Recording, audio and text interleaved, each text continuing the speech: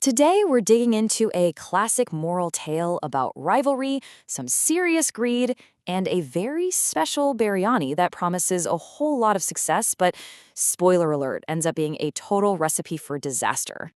So, what does happen when you mix all that together? Let's get right into it. We're in the village of Sirajnagar, where we've got two biryani sellers. The competition is already heating up, and trust me, it's about to get way spicier. At the heart of all this, you've got two guys. Their shops are right next to each other, but man, they could not be more different in how they do things. We're talking polar opposites. And you know what that means, right? A classic rivalry is definitely brewing. Okay, let's break down our two main players. First up, you have Mitha. This guy is, well, he's lazy, he's rude, and he's charging a crazy amount for his biryani, like 300 rupees. No surprise, his shop is a ghost town. Then you've got Bittu. Total opposite. He's hardworking, super kind, and his biryani, not only is it delicious, but he sells it for half the price, just 150 rupees. So naturally, his place is always packed. And this quote right here, it tells you everything you need to know about Mifa's attitude. A potential customer comes up and basically asks, hey, why so expensive? And what does Mitha do? Instead of, selling his product, he just tells the guy to get lost. He's so arrogant about his milk and saffron biryani. Yeah, it's really no wonder his business is in the tank. So, Mitha is just sitting there in his empty shop day after day, watching crowds of people go to Bittu's place. And he is just eaten up with jealousy. He's thinking, okay, if I can't win fair and square, well then I'm not going to play fair at all. And he's not alone in this. He gets his wife, Nasibo, and a friend, Kamu, to help him cook up this scheme. It's a two-pronged attack. Step one, they're going to ruin Bintu's biryani by dumping a bunch of sugar in it. And for step two, if that doesn't work, they'll spread this nasty rumor that Bintu is using spoiled meat from dead chickens. Pretty low, right? But here's the kicker. Both of his brilliant plans completely blow up in his face. It's almost comical.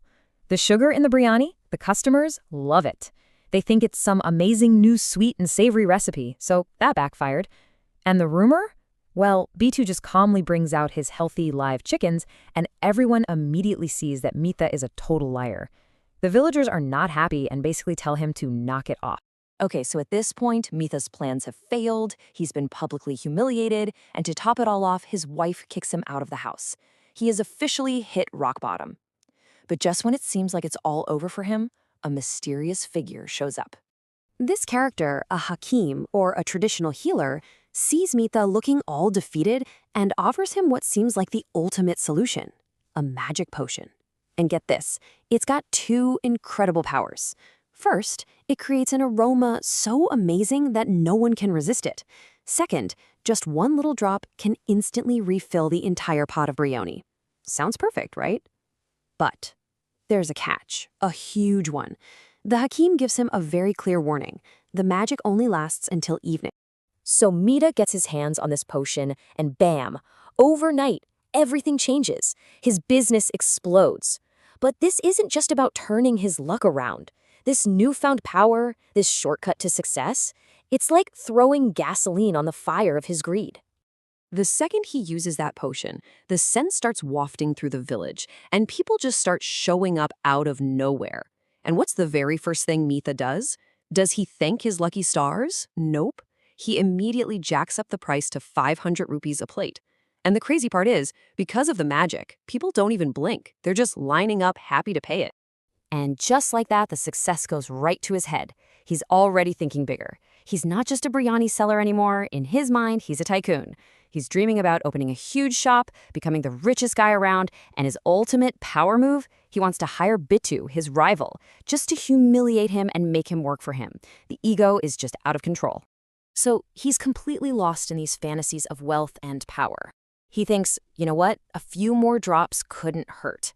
But in his excitement, his hands are shaking and, oops, the entire bottle slips and falls right into the pot. The whole thing. He has just made a massive, massive mistake. And just like that, the aroma doesn't just spread, it explodes.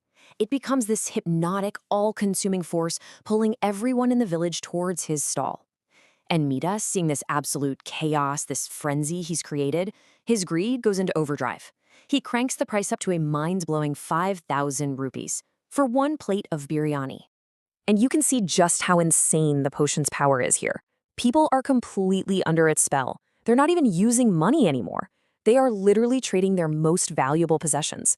You've got people giving up gold rings, a kid trading his pet goat, even a family handing over their cow, all for a single plate of this biryani.